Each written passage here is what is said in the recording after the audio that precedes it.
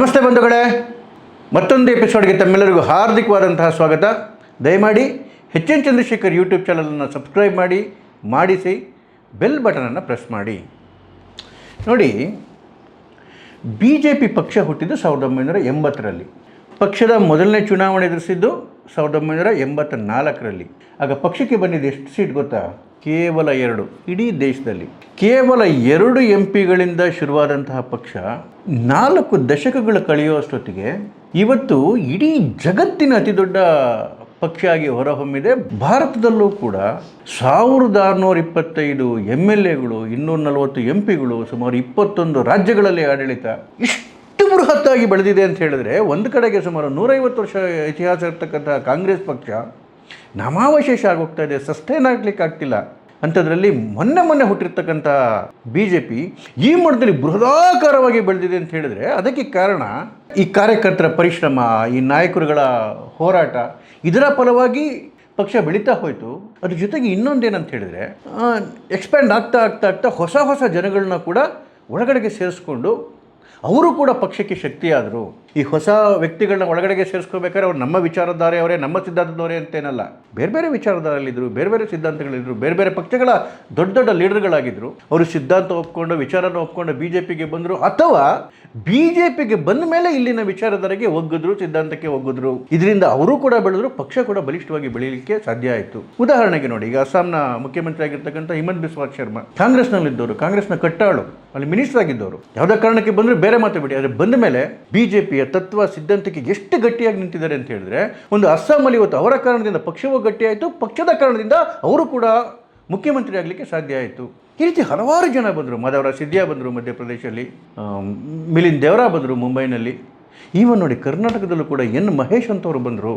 ಯಾಕೆ ಎನ್ ಮಹೇಶ್ ಅವರ ಉಲ್ಲೇಖ ಮಾಡ್ತಾ ಇದ್ದೀನಿ ಅಂತ ಹೇಳಿದ್ರೆ, ನಮ್ಮ ವಿಚಾರಧಾರೆಯವರೆಲ್ಲ ಅವರು ಕಂಪ್ಲೀಟ್ ವಿರುದ್ಧವಾದಂತಹ ವಿಚಾರಧಾರೆ ಇಟ್ಕೊಂಡಿದ್ದವರು.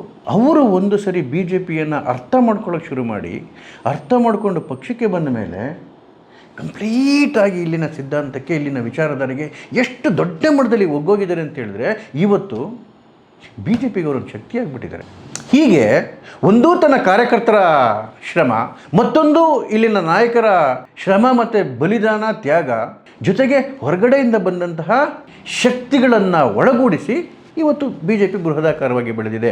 ಆಚೆ ಕಡೆ ಲೀಡರ್ ಆಗಿರ್ತಾರೆ, BJPಲೂ ಬಂದು ಅವ್ರು ಲೀಡರ್ ಆಗ್ತಾರೆ ಅಂತ ಹೇಳಿದ್ರೆ, ಅವರನ್ನು ಲೀಡರ್ ಮಾಡೋರು ಯಾರು ಗೊತ್ತಾ? ಇದೇ ಕಾರ್ಯಕರ್ತರು.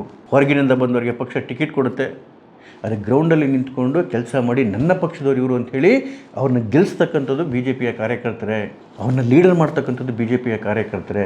ಸ್ವಲ್ಪ ಗುಸುಗುಸು ಅಸಮಾಧಾನ ಏನೇ ಇದ್ರೂ ಕೂಡ ಒಂದ್ಸರಿ ಅವರು ಒಳಗಡೆಗೆ ಬಂದು, ಒಂದ್ಸರಿ ಅವರಿಗೆ ಟಿಕೆಟ್ ಕೊಟ್ಟ ಮೇಲೆ ಕಾರ್ಯಕರ್ತರು ಯಾರೂ ಉಲ್ಟಾ ಕೆಲಸ ಮಾಡಲ್ಲ, ಅವ್ರನ್ನ ಬೆಳೆಸ್ತಾರೆ.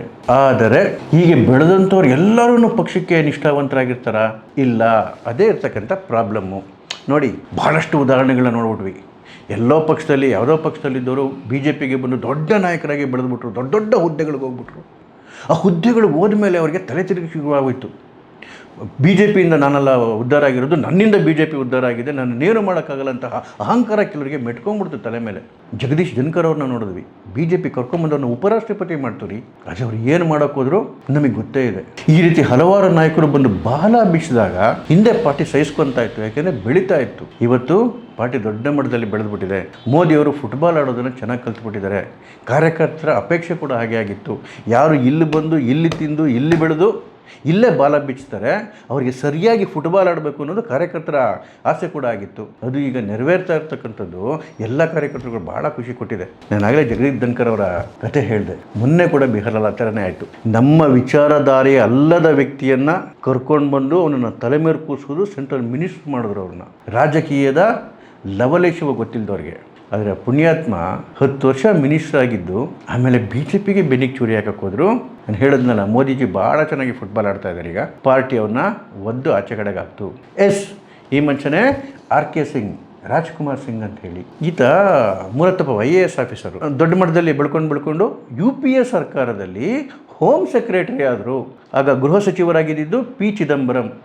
ಹೋಮ್ ಸೆಕ್ರೆಟರಿ ಅಂತ ಹೇಳಿದ್ರೆ ಹೋಮ್ ಮಿನಿಸ್ಟರ್ ಆದಮೇಲೆ ನೆಕ್ಸ್ಟ್ ಮೋಸ್ಟ್ ಪವರ್ಫುಲ್ ಪೋಸ್ಟ್ ಅದು. ಈ ಹಿಂದೂ ಟೆರರ್ ಅಂತ ವರ್ಡ್ನ ಕಾಯಿನ್ ಮಾಡಿದ್ರಲ್ಲ, ಆ ಕಾಯಿನ್ ಮಾಡಿದಂತಹ ಪುಣ್ಯಾತ್ಮನೇ ಇವರು RK ಸಿಂಗ್. ಹಿಂದೂಗಳು ಕೂಡ ಭಯೋತ್ಪಾದಕರಾಗ್ತಾರೆ ಅಂತಕ್ಕಂತಹ ಒಂದು ಸುಳ್ಳನ್ನು ಇಡೀ ಜಗತ್ತಿಗೆ ಸಾರಿದವರು ಈ ಆರ್ ಕೆ ಸಿಂಗ್. ಕಲ್ಪನೆ ಮಾಡ್ಕೊಳ್ಳಿ ನಮ್ಮ ವಿಚಾರಧಾರೆಗೆ ಎಷ್ಟು ಉಲ್ಟಾ ಇದ್ರು ಅವರು ಅಂತೇಳಿ. 2014 ಚುನಾವಣೆ ಸಂದರ್ಭದಲ್ಲಿ BJP ಇವರೇನು BJPನ ಕನ್ವಿನ್ಸ್ ಮಾಡಿದ್ರು ಅಥವಾ ಏನೇನು ಬದಲಾವಣೆಗಳನ್ನು ತೋರಿಸ್ಕೊಂಡ್ರೋ ಮೇಲೇನು ನಡೀತೋ ಗೊತ್ತಿಲ್ಲ, BJPಯವ್ರನ್ನ ಪಕ್ಷಕ್ಕೆ ಸೇರಿಸ್ಕೊಂತು MP ಟಿಕೆಟ್ ಕೊಟ್ಟು MP ಆಗಿ ಗೆಲ್ಲಿಸಿ ಇವನ ಕೇಂದ್ರದಲ್ಲಿ ಸಚಿವರನ್ನಾಗಿ ಕೂಡ ಮಾಡ್ತು BJP.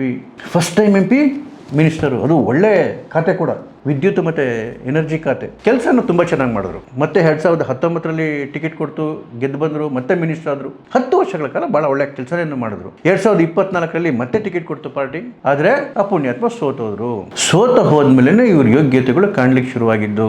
ಯಾವತ್ತೂ ಅಷ್ಟೇ ಒಬ್ಬ ಮನುಷ್ಯನ ಯೋಗ್ಯತೆ ಗೊತ್ತಾಗೋದೇನೆ ಕಷ್ಟದ ಸಮಯದಲ್ಲಿ. ಇಲ್ಲಿವರೆಗೂ MP ಆಗಿ ಗೆಲ್ತಾ ಇದ್ರು, ಪಕ್ಷ ಅಧಿಕಾರ ಕೊಟ್ಟಿತ್ತು, ಮಿನಿಸ್ಟರ್ ಆಗಿ ಮೆರಿತಾ ಇದ್ರು, ಯಾವುದೂ ಪ್ರಾಬ್ಲಮ್ ಇರಲಿಲ್ಲ. ಯಾವಾಗ 2024 ಲೋಕಸಭಾ ಚುನಾವಣೆ ಸೋತರು, ಅವರ ತಪ್ಪುಗಳಿಂದ ಸೋತರು, ಇವರ ಕರಾಳ ಮುಖದ ಅನಾವರಣ ಆಗ್ಲಿಕ್ಕೆ ಶುರುವಾಯಿತು. ಆಮೇಲೆ ಏನಾಯಿತು ಏನೋ ಗೊತ್ತಿಲ್ಲ, ಮೋಸ್ಟ್ಲಿ ಏನೋ ಬಿಹಾರ್ ಎಲೆಕ್ಷನಲ್ಲಿ ಒಂದಷ್ಟು ಜನ MLAಗಳಿಗೆ ಟಿಕೆಟ್ ಕೊಡಬೇಕು ಅಂತೇಳಿ ಲಿಸ್ಟ್ ಕೊಟ್ಟಿದ್ರಂತೆ, ಅವ್ರಿಗೆ ಕೊಡಲಿಲ್ಲ ಅಂತೆ ಪಾರ್ಟಿ. ಆಮೇಲೆ ಇವ್ರಿಗೆ ಇನ್ನೊಂದು ಏನಾಗ್ತಿತ್ತು ಅಂತೇಳಿದ್ರೆ, ನಾನು ಹುಡ್ತಾನೆ ದೊಡ್ಡ ಲೀಡರು, ದೊಡ್ಡ ಸ್ಟೇಟ್ಸ್ಮೆನ್ನು, ನನಗೆ ಯೋಗ್ಯತೆ ಇರೋದಕ್ಕೆ BJPನ ನನ್ನ ಕರ್ಕೊಂಬಂದಿರೋದು, ನಾನು ಸೋತ ಮೇಲೂ ಕೂಡ ನನಗೊಂದು ಒಳ್ಳೆ ಸ್ಥಾನಮಾನ ಕೊಡಬೇಕು ಅಥವಾ ಮಿನಿಸ್ಟ್ರೇ ಕೊಡಬೇಕು ಅಂತ ಏನಿತ್ತು ಆ ಪುಣ್ಯಾತ್ಮನ ಮನಸ್ಸಲ್ಲಿ. BJP ಕೊಟ್ಟಿರಲಿಲ್ಲ ರೀ, ಗೆದ್ದಿರೋರಿಗೆ ಕೊಡೋಕ್ಕೆ ಜಾಗಿಲ್ಲ, ಇಲ್ಲಿ ಸೋತವ್ರಿಗೆ ಕೊಡೋಕ್ಕಾಗತ್ತಾ? ಇದ್ದಕ್ಕಿದ್ದಾಗೆ ಉಲ್ಟಾ ಹೊಡಿಯೋಕ್ಕೆ ಶುರು ಮಾಡಿದ್ರು. BJP ಮೇಲೆ ಇಲ್ಲ ಸಲ್ಲದ ಮಾತುಗಳನ್ನ ಆಡೋಕ್ಕೆ ಶುರು ಮಾಡಿದ್ರು. ಅಲ್ಲಿನ ಏನು BJP ಸಮ್ಮಿಶ್ರ ಸರ್ಕಾರ ಇತ್ತು ಬಿಹಾರಲ್ಲಿ, ನಿತೀಶ್ ಕುಮಾರ್ ಅವರು ಎಲೆಕ್ಷನಿಗೆ ಮುಂಚೆ ನಾನು ಹೇಳ್ತಾ ಇರೋದು, ಬಾಯಿಗೆ ಬಂದಂಗೆ ಆ ಸ್ಟೇಟ್ ಗೌರ್ಮೆಂಟ್ ಬಗ್ಗೆ ಮಾತಾಡೋಕ್ಕೆ ಶುರು ಮಾಡಿದ್ರು, ಮೋದಿಯವರ ಸರ್ಕಾರದ ಬಗ್ಗೆ ಮಾತಾಡೋಕ್ಕೆ ಶುರು ಮಾಡಿದ್ರು, BJP ಸೆಂಟ್ರಲ್ ಲೀಡರ್ಶಿಪ್ ಬಗ್ಗೆ ಮಾತಾಡೋಕ್ಕೆ ಶುರು ಮಾಡಿದ್ರು, ಪಾರ್ಟಿ ಬಗ್ಗೆ ಮಾತಾಡೋಕ್ಕೆ ಶುರು ಮಾಡಿದ್ರು. ಬಿಹಾರ ಚುನಾವಣೆ ಹತ್ತಿರ ಬಂದುಬಿಟ್ಟಿತ್ತು, ಪಾರ್ಟಿ ಏನು ಆಕ್ಷನ್ ತಗೊಳ್ಳಿಲ್ಲ. ಆದರೆ ಚುನಾವಣೆ ನಡೆದ ನೆಕ್ಸ್ಟ್ ಡೇನೇ ಮೋದಿ ಫುಟ್ಬಾಲ್ ಆಡಿದ್ರು. ಪಕ್ಷ ಅವ್ರನ್ನ ಒದ್ದು ಆಚೆ ಕಡೆಗಾಗ್ತು. ಈಗ ಓಡಾಡ್ತಾ ಇದ್ದಾರೆ, ನಾನು JP ನಡ್ಡಾ ಅವ್ರದ್ದು ಅಪಾಯಿಂಟ್ಮೆಂಟ್ ಕೇಳಿದ್ದೆ, ನಾನು ಎಕ್ಸ್ಪ್ಲೈನ್ ಮಾಡಬೇಕಿತ್ತು, ಅವ್ರಿಗೆ ಸಮಯ ಸಿಗಲಿಲ್ಲ. ಯಾವತ್ತು ಪಕ್ಷದ ವಿರುದ್ಧ ಮಾತಾಡಿದ್ರಲ್ಲ ಆವತ್ತೇನೆ ನಿಮಗೂ ಮತ್ತು ಪಕ್ಷಕ್ಕೂ ಸಂಬಂಧ ಕಡಿದು ಬಿತ್ತು.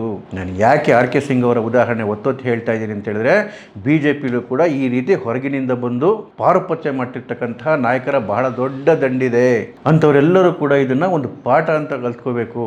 BJPಗೆ ಬಂದ ಮೇಲೆ BJPಯ ಸಿದ್ಧಾಂತ, ವಿಚಾರಧಾರೆ, ಇಲ್ಲಿನ ಕಾರ್ಯಕರ್ತರು, ಆ ಕಾರ್ಯಕರ್ತರ ತ್ಯಾಗ ಎಲ್ಲವನ್ನ